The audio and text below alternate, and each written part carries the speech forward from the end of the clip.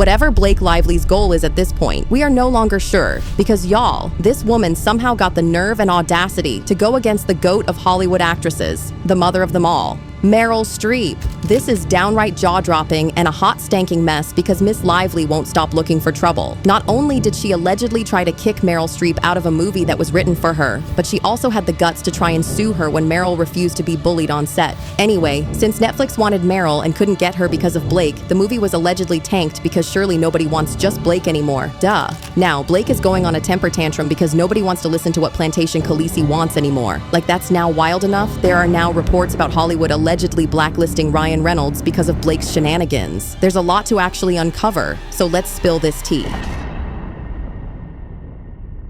I'm telling y'all, it's like Blake Lively is trying to make sure the only thing she is remembered for is being a bully, because what? It's like she has taken her attitude of making everything about her and made it her mission to blow up her own career. She has been accused of mean girl behavior, and it's kinda wild how she brought that gossip girl energy into the real world. Except now, the tables have been broken, and they have been broken real hard, because y'all word on the streets is that she tried to pull the same BS with Meryl Streep, and it blew up in her face. Like that's not messy enough. There are reports that Blake's shenanigans allegedly cost Netflix millions of dollars. Okay, so here's the tea. Allegedly, Meryl Streep and Blake Lively were supposed to be co-stars in a movie or campaign for Netflix, and it was supposed to be huge. It seemed that the movie's goal was for Blake Lively to play a younger version of Meryl Streep for flashbacks. But for some reason, Blake wanted a much larger role. Imagine how crazy it is to want to get more screen time as a character from the past. Now, I'm just telling y'all what the streets are saying, so don't hold me to it. Blake allegedly tried to take over the movie and make it about her when she was supposed to be the flashback character. It got worse when Blake allegedly tried to take over the directing of the movie because, according to her, she just didn't know how to act in a movie she wasn't producing. If you don't believe me, see for yourself. When you work with me, I'm very passionate, so I love getting involved. I also don't feel like, and I used to be insecure about this, and now I'm proud of it, but I've never felt like a good enough actor to go in and say, put me in any clothes, give me any dialogue, put me in any set, and I can transform and become. And because I wasn't that actor, I always felt bad or weird about that. And a lot of my favorite actors do that, and a lot of my other favorite actors are storytellers and are filmmakers, and they too feel like they need to be involved in the wardrobe and the set and the dialogue and the words and the storytelling to create an environment in which they feel like it's the most authentic and truthful. And I identify more with that subset of actors than the other. And now that I see that it's not just like, oh, okay, I'm an imposter and I can't do this thing, so I'm embarrassed about it. I see like, oh, a lot of the people I admire most do that, and I can do that, and I can do that really well. So really stepping into that, I've done that in this film. I mean, the work I did as an actor on this film pales in comparison to the work I did outside of the acting. It was very minimal compared to everything else, and I feel so grateful to have had that level of authorship and involvement. It makes me that much more proud of the film. Anyway, Blake allegedly bullied her way through the talking stages of the movie and eventually got her way. Or so she thought. When Meryl realized that this movie was too much of a hassle for a legend like her, she dipped. She wasted no time before leaving, because who has time for all that drama? So, she left. And that's when Netflix realized that they made a huge mistake, not kicking Blake off and keeping Meryl. And if you thought that was bad, Netflix allegedly tanked the whole movie because there was already no story without Meryl Streep. Anyway, Netflix's losses, and Meryl cannot be bothered when she has other things to devote her time to. But like that's not crazy enough, there are reports that Blake Lively is allegedly planning to sue Meryl for costing her a lot of money in income that she would have gotten from the movie. She plans to get that money up one way or another. It's crazy how these things are now coming out about Blake, considering how long she has managed to keep her good girl image. We even thought that Justin Baldoni was crazy when he tried to expose her the first time around, but look where we are. The wild part is that Justin and Meryl aren't the only actors who have had issues with Blake on set, because there is a long list, including Margot Robbie. According to several insiders, Margot really doesn't care for Blake, and it all got worse when the Barbie movie was being cast. See, when it came to the casting of Barbie, Greta Gerwig, the director, and Margot wanted to showcase femininity, feminism, and teamwork, and leave it to Blake Lively to try to steal the spotlight. If you're thinking, surely she didn't want to be the Barbie, you're right. She totally wanted to be Barbie. Insane, right? Most of the actresses who were considered for roles in this iconic movie were cast. Not Blake, though. But it might interest you to know that when the movie was still in the works, Blake's name was thrown into the mix of actresses to play the OG Barbie. Allegedly, Blake and Margot's teams actually started talking about Blake getting cast in the movie. Now, since Greta wrote the part of OG Barbie specifically for Margot Robbie, it was decided that Blake should take another part. However, an insider spilled the tea and said that Blake wanted to be Barbie in all cases. Y'all know how different actresses played different Barbies? Allegedly, Blake wanted to be the only Barbie. She wanted to play it all. How she intended to make that work, I don't know, y'all. All that mattered was that she tried to bring her spotlight to the set of Barbie and Margot yeeted her out. As always, Blake went whining to her dragons again. She wanted to have more creative control over this movie, and when you think about it, it just means that this tactic of her forcing herself into the production of the movie has been a long time coming. Anyway, this silly behavior led people to start picking sides between Margot Robbie and her husband and Blake Lively. Since these A-list celebrities have cliques, it was obvious that Blake wasn't winning the rivalry. And if you thought that was the end, think again. Blake is out to make enemies of everyone she's worked with, and she's helping her boo catch the heat as well. Before that, though, we need to talk about the insanity that went down between her and Anna Kendrick. And surprise, surprise, it happened on the set of another movie. Yes, I'm talking about Another Simple Favor, the sequel to their 2018 film, A Simple Favor. I mean, you work with someone for that long and all your co-star can say about you is, I don't know, we work really well together? Be for real. Fans are convinced that the reason Anna has been really careful about the comments she gives when she's asked about Lively lately is that she doesn't want to be hit with a lawsuit. Yeah, that's true. I mean, it feels good when Anna gives me confidence, too. I like compliments. I'm not below compliments. That's what my mom always says. She's like, wants me to compliment her, and she's like, I'm not below compliments. I'm like, it's clear that you're not, because she's always soliciting. Okay, because you were just telling me about like weird expressions that she gets wrong, wouldn't it be, I'm not above compliments? Oh, yeah, you're right. You're right. Oh, she gets it all wrong. I never even thought about it. She says it. Yes, she's not above compliments. My mom gets everything sort of like flipped. expression. She was just telling me like She'll be like funny smooth as pie. It should be smooth as silk or whatever. Easy as pie. Yeah, Right. and smooth as silk. But my mom, I think, is a very confident person, and so for me, yeah, I sort of like struggled with that because I've sometimes judged her for being so confident, which I think is like not fair, right? Yeah, you're such a bad daughter. Terrible daughter.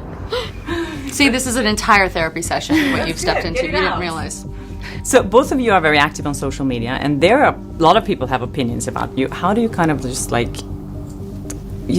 not let it affect you at all? Everyone's opinion of me is just so positive. I do let it affect me. I do. Because everyone's like, you're great, and I'm like, I know. You're not great. Blocked. Yeah. Do you block people ever? No, I've muted some people. Now that it's a function on Twitter and Instagram, there is a couple people that I have muted. Yeah. Blake Lively.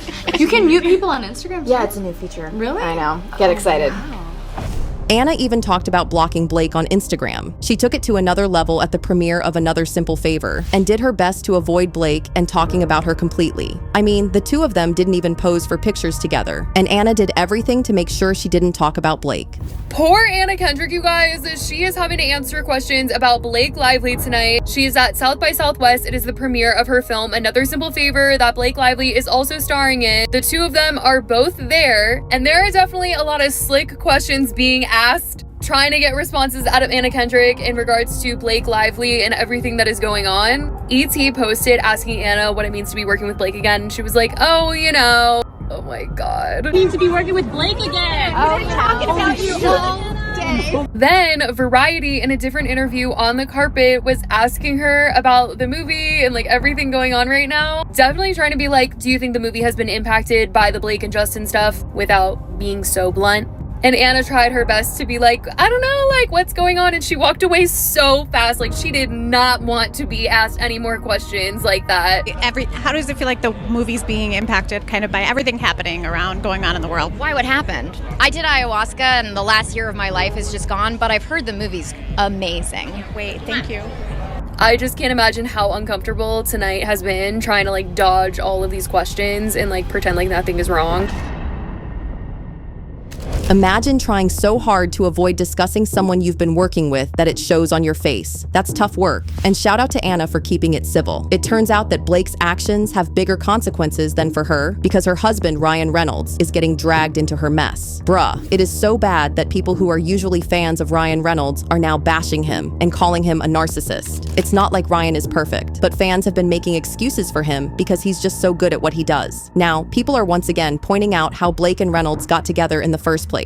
If y'all didn't know, the two of them were married to different people before they started getting all lovey-dovey with each other. Ryan was still married to Scarlett Johansson, and Blake Lively was dating Penn Badgley when they started working together on Green Lantern. Next thing you know, Ryan and Scarlett are going their separate ways, and Penn Badgley suddenly goes out of the picture. Here's the kicker. It looks like, despite the PR stunts that these two have been pulling all over town lately, they might not be together for very long after this. You lose them how you get them though, because there have been more and more rumors about Blake having affairs with different actors since she married. Ever since the whole lawsuit shebang against Justin Baldoni started, though, it looks like their cracks have been showing more. Their besties and powerful friends do not want to be associated with them, and it looks like this is just the beginning of the end for them. The multiple lawsuits have pretty much ruined them. Blake's Dragon Gang is leaving the job as quickly as possible because who wants to be caught up in this type of drama? But it's worse because celebs are starting to pick sides, and it is not Blake's, and they've been unfollowing her on social media.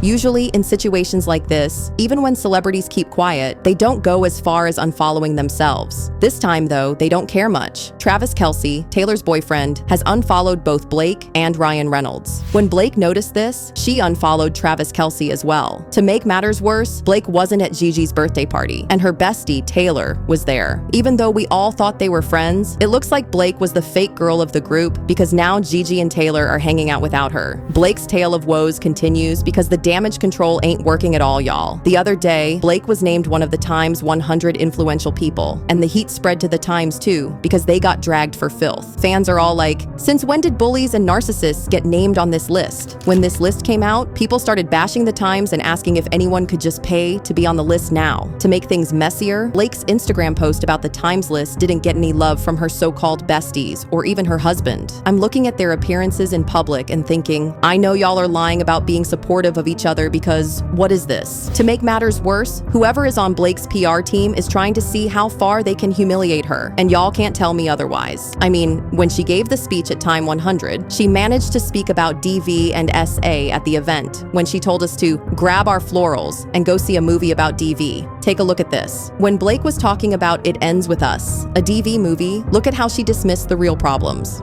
But for people who see this movie, who relate to the topics of this movie on a deeply personal level, they're really going to want to talk to you. This movie is going to affect people, and they're going to want to tell you about their lives. So if someone understands the themes of this movie, comes across you in public, and they want to really talk to you, what's the best way for them to be able to talk to you about this? How would you recommend they go about it? Like asking for like my address or my phone number or like my location share. Or I could just location share you, and then we could. I'm just curious about social security number. I'm a Virgo, so I'm like, are we talking logistics? Are we talking emotionally? Y'all see how she made a joke about something this serious? Yep. She went on about how she has endured so much in the past 2 years. She then put her mother in the spotlight because she claimed her mother told her to share the story of her being a survivor. The fact that she's now speaking about DV and SA is so crazy that I can't even begin to understand what made her PR team think this is a good idea. It's an interesting thing to be called influential. It's not only an honor, it's a significant responsibility. How we use that matters. Who and what we stand up for and what we stay silent about matters. I have so much to say about the last 2 years of my life, but tonight is not the forum. My life was influenced most by my mother. She wanted me to share with you that she is a survivor of the worst crime someone can commit against a woman. I've watched her conceal her raw and undeserved shame my entire life. So as her daughter, being asked to share this today is monumental.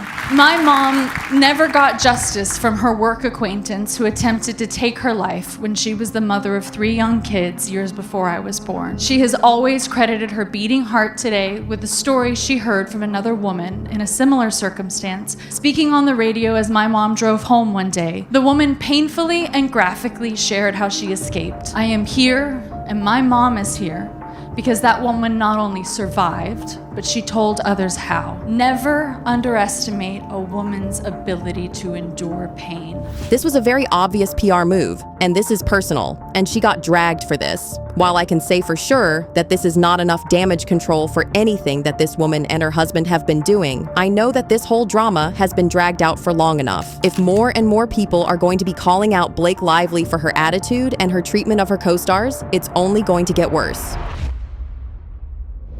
But I need to know what y'all think about this. Are you in the mood for more drama, or are you ready to see this thing wrapped up and thrown in the bin? Is it enough that people like Meryl Streep are now indirectly calling out Blake Lively for turning movies and works of art into a play and show of influence? Do y'all think there's any way Blake can manipulate the media into being on her side again? Let me know what you think in the comments, and don't forget to check out this next video.